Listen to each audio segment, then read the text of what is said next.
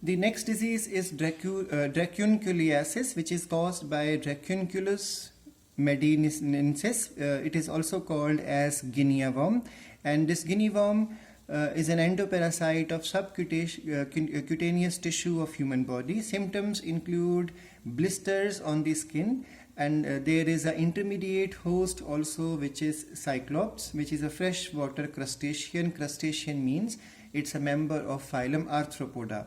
So there are some arthropods which are intermediate hosts, and human is the primary host. Similarly, this is again a roundworm. In the same manner, we have trichinosis, also called in some books as trichinellosis. It is caused by Trichinella spiralis, which is an endoparasite of intestine, again a roundworm. And then we even have a hookworm, and this hookworm is also a roundworm, which is called as Ancylostoma duodenale. Duodenale means it attacks or it attaches to the duodenum of the small intestine. So its disease is called as Ancylostomiasis. It's a hookworm and the endoparasite of the intestine. Now let's go through what exactly NCERT talks about. So only 3 diseases are explained in NCERT. The first one is Ascariasis, second is Elephantiasis, and third is, this one is missing in the NCERT. So the Ascariasis is caused by Ascaris lumbricoid, and it's a fecal oral route of transmission. Internal bleeding occurs in the case of this infection, and there is muscular pain, fever, anemia, blockage of the intestine, and the drugs involved to treat this are called as anti-helminthic drugs. So the names of the drugs I have mentioned here. Albendazole, mebendazole are the drugs which are used to treat this infection, and it may reach lungs through the blood. So we need to understand where first it enters into the body in the form of eggs, and then these eggs will undergo germination or molting, and they mold into many stages of juvenile stages.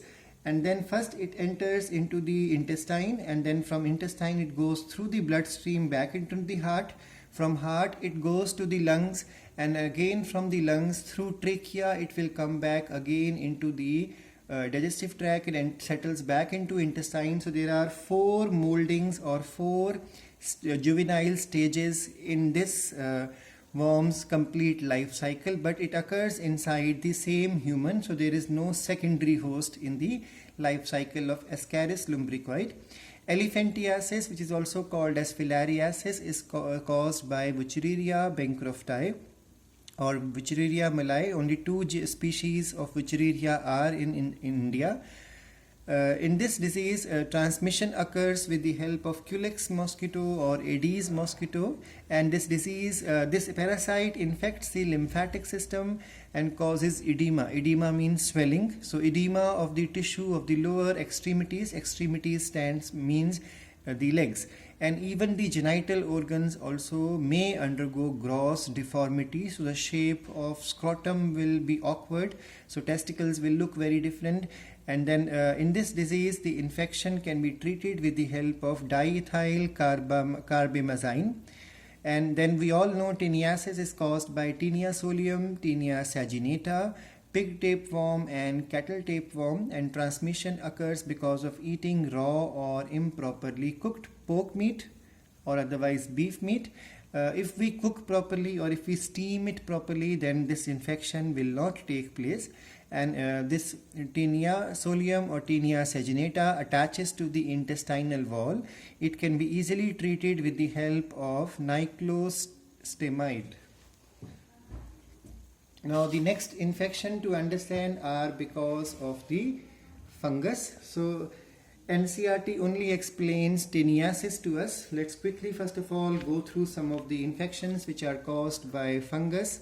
So fungus causes ringworm. Ringworm is also called as ringworm disease. Okay, remember one thing, ringworm is not a worm. Ringworm means the disease. So ringworm, which is also called as tinea or dermatophytosis, is caused by 3 genus of fungi, which are Trichophyton, Epidermatophyton, and Microsporium. So these all infects the skin.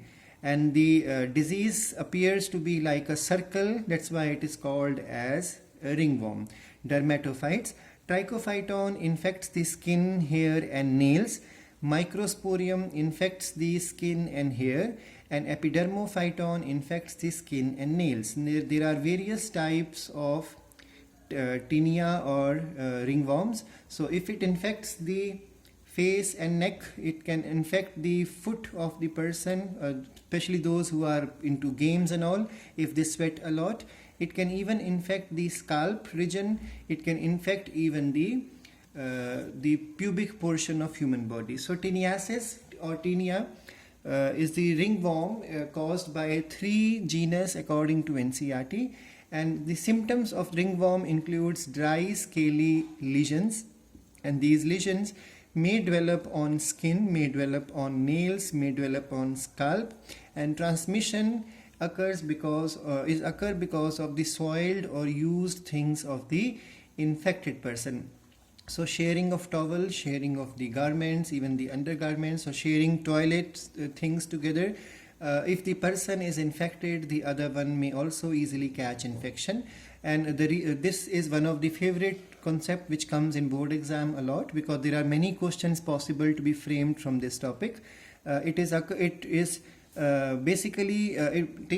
basically happens in the moist condition of rainy season. When moisture is high, sweat does not evaporate easily. So moisture, warmth help in the growth of fungus, and it happens basically in the area where skin gets folded. That's why neck region, the thigh region, and there are drugs available to treat it.